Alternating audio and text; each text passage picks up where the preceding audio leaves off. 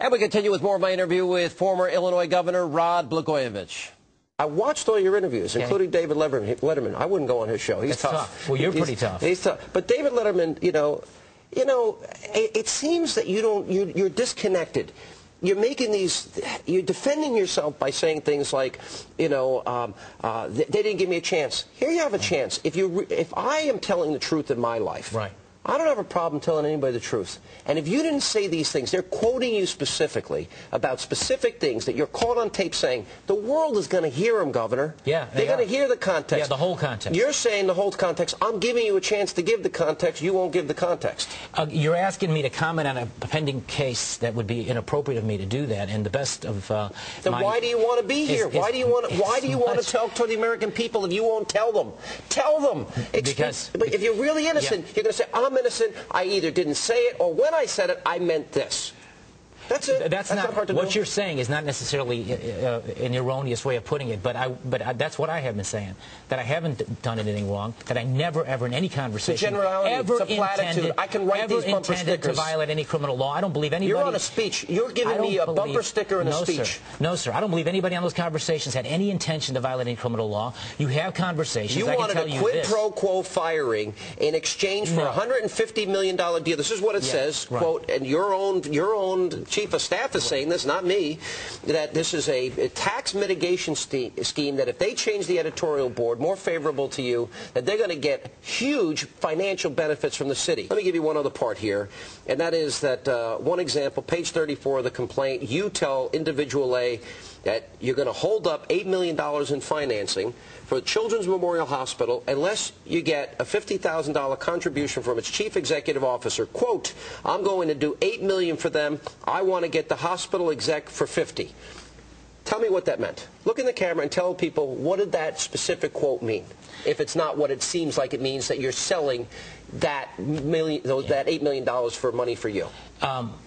I don't know that that's a conversation that took place or not. I haven't heard all of those tapes. You don't remember anything? Let me say something. Let me say, again, when I have a chance in court to prove my innocence, there'll be proper context with all of that. And that increase, that rate increase, and where that came from and the genesis of it, there's a very interesting story behiund that. But when it comes to children's health care, there's been no governor in America that's done more for children's health care. All right, you give me the speech. But it's true.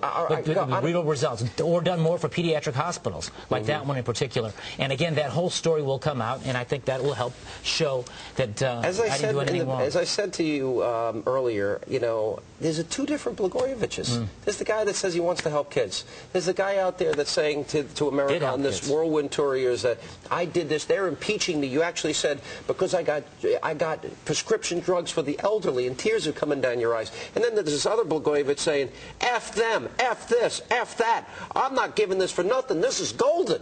That's a very different guy than the guy. Yeah. So you know who that Blagojevich is? That's Sean Hannity. That ain't the way you I've had my moments. No.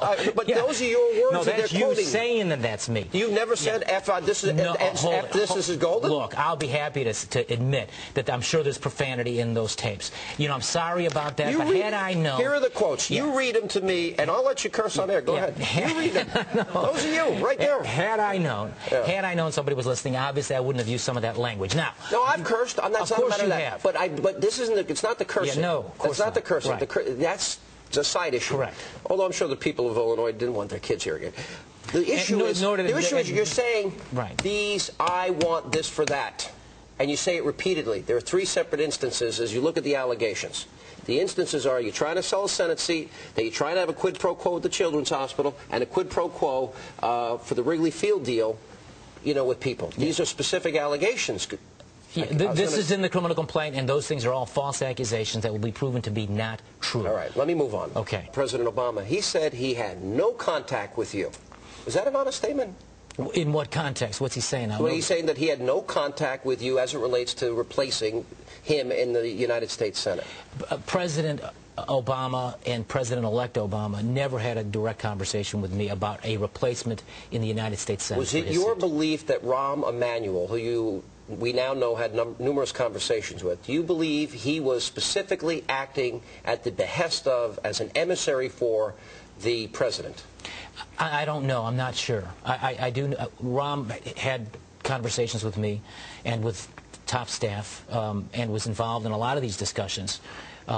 When the facts come out, I think that'll be pretty obvious and apparent, assuming in a way that perhaps may be perceived by some as unacceptable, perhaps crossing a line. Anything inappropriate? No. In my experience with him on the subject of the next senator, as well as an issue relating to his congressional district. I mean, have you heard anything from anybody in the administration that you know that they're saying is factually inaccurate?